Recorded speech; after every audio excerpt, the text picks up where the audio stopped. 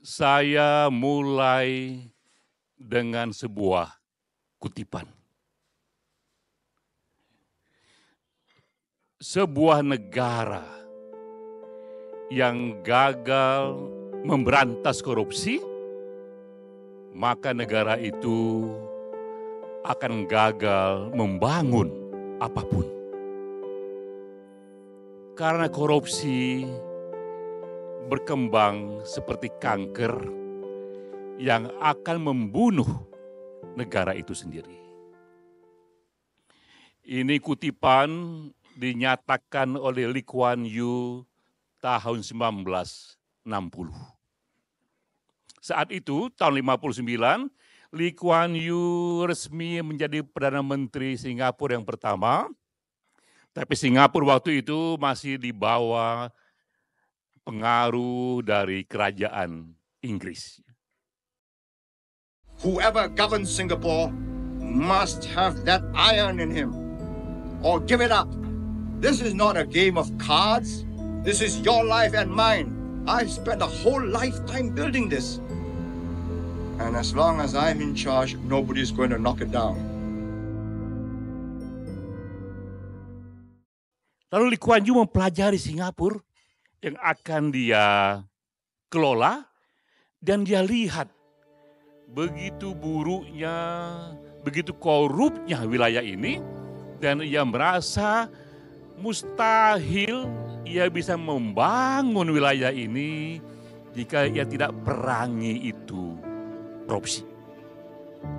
Maka di tahun 1960, itulah awal Lee Kuan Yew menyatakan perang kepada korupsi, menyatakan zero toleransi kepada korupsi.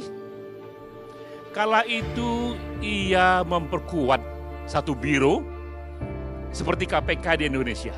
Itu biro anti korupsi yang sudah dibentuk oleh pemerintah Inggris sebelumnya. Cuma bagi Lee Kuan Yew tidak cukup, karena dia ingin Singapura ini begitu bersih dari korupsi. Yang pertama dikerjakan adalah dia revisi kewenangan lembaga itu dengan membolehkan beberapa hal. Pertama, dia bolehkan lembaga itu untuk masuk, melihat dan mengintai rekening-rekening pejabat tinggi pemerintahan sejauh sudah ada indikasi pejabat itu korup. Dia berikan juga kewenangan dan perlindungan kepada whistleblower, yaitu orang-orang di pemerintahan yang dia ingin bersimulasi membocorkan sedini mungkin jika ada korupsi. Karena di kepala Lee Kuan Yew, ia tahu sekali mustahil Singapura menjadi negara maju jika tak ada perang terhadap korupsi, jika korupsinya tak ditekan sekeras-kerasnya. Itu terjadi pada Singapura tahun 60-an, 65 tahun yang lalu. Nah, apa yang kita lihat sekarang? Yang terjadi sekarang ini luar biasa sekali. Ini adalah data dari Transparansi Internasional yang berlokasi di Jerman. Dia membuat indeks korupsi. Dia liput itu data korupsi dari ratusan negara seluruh dunia. 10 negara yang paling bersih di dunia. 10 negara top 10 paling bersih di dunia. Semuanya itu negara Eropa kecuali satu, Singapura. Jadi Singapura masuk dalam nomor 3 negara yang paling bersih di dunia. Top 10-nya itu hanya Singapura yang di luar Eropa. Sisanya itu adalah negara-negara Eropa seperti Finlandia, Swedia, Denmark, dan sebagainya. Bahkan ada satu lagi ini indeks yang dibuat oleh World Bank. Kalau World Bank ini dia bermarkas di Amerika Serikat yang namanya Government Effectiveness Index. Indeks efektivitas pemerintahan. Dari seluruh dunia yang diamati, lebih dari 150 negara yang diamati, negara yang paling efektif nomor 1 adalah Singapura. Kita lihat hebat sekali negara ini. Satu-satunya yang bukan Eropa, yang bukan Amerika, yang bisa dipucuk tata kelola pemerintahan yang dianggap paling bagus ya. Nah ini menjadi referensi kita bahwa ternyata bisa negara di Asia Tenggara punya kualitas pemerintahan seperti itu. Nah ini pula yang membuat kita ini di hari baik, di bulan baik ini membuat riset seperti ini yang kita berharap bahwa pada waktunya Prabowo pun menjadi bapak pemberantas korupsi di Indonesia.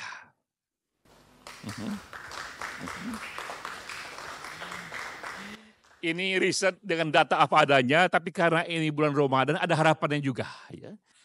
Kita ingin Prabowo tahun 2025 seperti Lee Kuan Yew di tahun 1960 di Singapura, memulai membangun negaranya dengan menjadikan berantas korupsi sebagai panglima. Mengapa demikian? Pertama, ini adalah deklarasi dari Prabowo sendiri. Berkali-kali Prabowo menyatakan bahwa saya akan kejar koruptor itu sampai ke Antartika. Kalaupun dia lari ke Antartika, aku kirim pasukan khusus untuk nyari mereka di Antartika. Itu ia sendiri mengatakannya. Ia katakan juga bahwa saya akan bangun penjara di pulau di ujung sana, yang di tengahnya itu laut, dan laut itu yang banyak hiunya. Ya. Sehingga para koruptor itu tidak bisa kabur dari sana. Ya. Saya nanti juga akan sisihkan dana, saya akan bikin penjara yang sangat, pokoknya sangat kokoh di suatu tempat yang terpencil, mereka nggak bisa keluar malam hari. Kita akan cari pulau, kalau mereka mau keluar biar ketemu sama hiu. Dan ia katakan juga, saya sudah wakafkan diri saya untuk negeri ini, dan saya tidak takut, saya akan berantas mafia korupsi itu. Mereka harus ngerti, saya ini siap mati untuk bangsa dan rakyat ini. Saya tidak takut, mafia manapun saya tidak takut. Kita tak pernah dengar sebelumnya presiden yang retorik terhadap korupsi begitu berkobar seperti Prabowo itu. Karena itu juga menjadi alasan kita membuka pintu gerbang kepada Prabowo. Pak Prabowo, ini langkah yang bagus, pimpinlah ini kampanye nasional dan jadilah Bapak Pemberantas Korupsi Indonesia. Jadi dulu itu kita tahu Bung Karno dikenal Bapak Proklamator, Pak Harto Bapak Pembangunan Nasional, Pak Prabowo ini kita ingin juga dia dikenang sebagai Bapak Pemberantas Korupsi Indonesia. Jadi pertama karena retorik dari Prabowo sendiri, kedua adalah Prabowo sudah menyatakan banyak sekali program-program out of the box-nya itu. Mimpi besarnya, ia katakan bahwa Indonesia pertumbuhan ekonominya harus 8%. Itu satu mimpi yang besar sekali, tapi itu bukan hal yang mustahil karena banyak negara pernah juga mengalami pertumbuhan ekonomi 8% itu. China pernah mengalami berapa kali sebelumnya, juga India pernah mengalami seperti itu. Prabowo juga membuat lagi satu program besar, dia membangun dan antara satu program yang mengelola 14.000 triliun rupiah, yang banyak sekali uangnya. Ya. Tapi ini pun juga bukan hal baru karena Singapura, Temasek juga pernah kerjakan itu dan berhasil juga. Ya. Prabowo juga inginkan makan bergizi untuk banyak anak-anak sekolah di Indonesia. Hal yang besar, tapi juga itu bukan hal yang baru karena Norwegia, Finlandia juga berhasil dengan program serupa. Dan Prabowo juga terakhir menyatakan dia akan bangun 70.000 koperasi merah putih yang masing-masing dapat uang 5 miliar rupiah. Tapi sekali lagi juga itu bukan hal baru, karena banyak negara-negara lain yang juga berhasil dengan UMKM-nya. Tapi kita tahu persis, semua mimpi besar ini tak akan terjadi tanpa tata kelola pemerintahan yang baik, dan itu tak akan terjadi jika korupsinya masih besar. Karena dana yang besar itu tanpa satu strategi penanganan korupsi yang begitu bersih, ini juga justru akan membuat makin banyaknya bocor uang negara. Kita tahu sekarang ini, saat ini saja Pertamina sudah bocor 193 triliun rupiah. Itu baru dari satu sisi saja. Saya sudah hitung itu 193 triliun rupiah itu sama dengan dibangunnya 65.000 klinik di daerah-daerah. Dan begitu banyak rakyat sudah diberikan fasilitas kesehatan jika saja uang tidak hangus sebanyak itu. Bahkan kalau kita juga coba melihat ekuivalensinya dengan sekolah internasional yang tinggi standarnya. Yang satu sekolah itu bisa menampung 1.000 student, sebanyak 153 triliun itu sama dengan membangun 1.000 sekolah bertaraf internasional yang masing-masing ada 1.000 mahasiswa dan siswanya, berarti 1 juta orang sudah bisa menikmati pendidikan begitu tingginya jika saja dana sebesar itu tidak hilang. Karena itu kita merasa bahwa semua mimpi Prabowo ini akan bisa dicapai jika korupsinya itu di pemerintahan sebelumnya itu dan sekarang ini bisa ditekan. Ya. Itu alasan kita yang kedua. Nah, ketiga alasannya adalah dengan data. Nanti tim LSI akan berikan detailnya karena kita pun datang dengan data dan kita tunjukkan di sini bahwa harapan kita ini sudah diukur dengan yang namanya Indeks Tata Kelola Pemerintahan. Ya. Atau kita singkatnya GGI, Good Government Index. Nah, ini adalah indeks yang dikelola dan diinovasi oleh tim LSI sendiri. Ini inovasi dari tim LSI.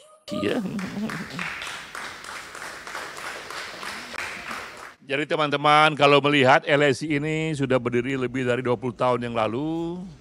Sejak tahun 2003 waktu itu, kita pun sudah dikenal sebagai tim riset yang membuat inovasi. Ketika itu pemerintahan, pemilihan umum belum langsung, barulah langsung ketika ada Pilpres 2004, lalu Pilkada 2005. Nah, LSI dan IJA adalah yang pertama yang membawakan survei untuk meriset aneka kepala daerah. Tahun 2005 itu kita kontrak dengan Golkar untuk mensurvei 200 wilayah kepala daerah di Indonesia. Nah, itulah kontrak pertama di mana survei dilibatkan dalam pemilihan kepala daerah.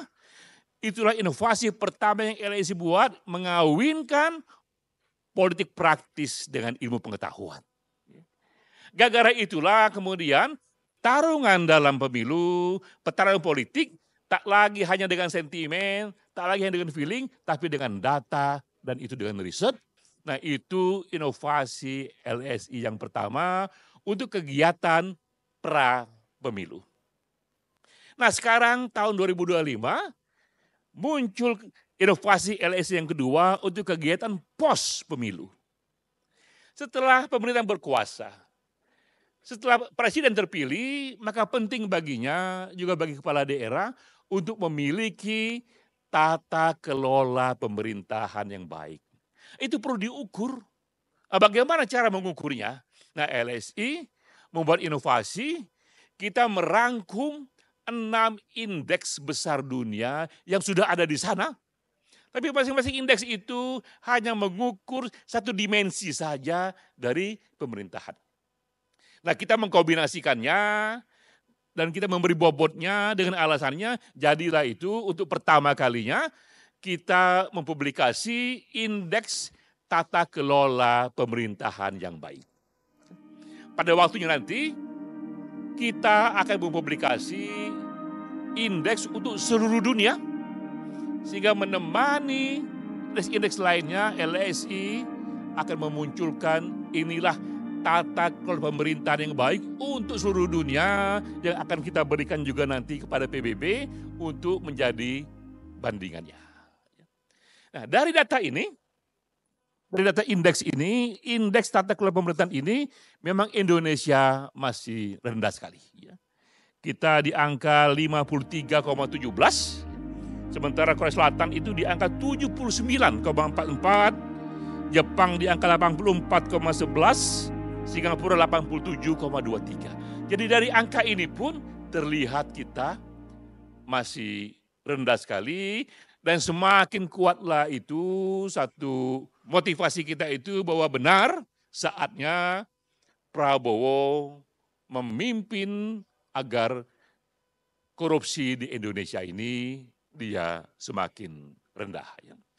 Ya teman-teman sekalian, sudah banyak sekali LSI kerjakan konferensi pers, tapi ini konferensi pers di bulan Ramadan, ya, di hari baik, di bulan baik, juga ini riset yang juga kita tambahkan dengan harapannya. Ya.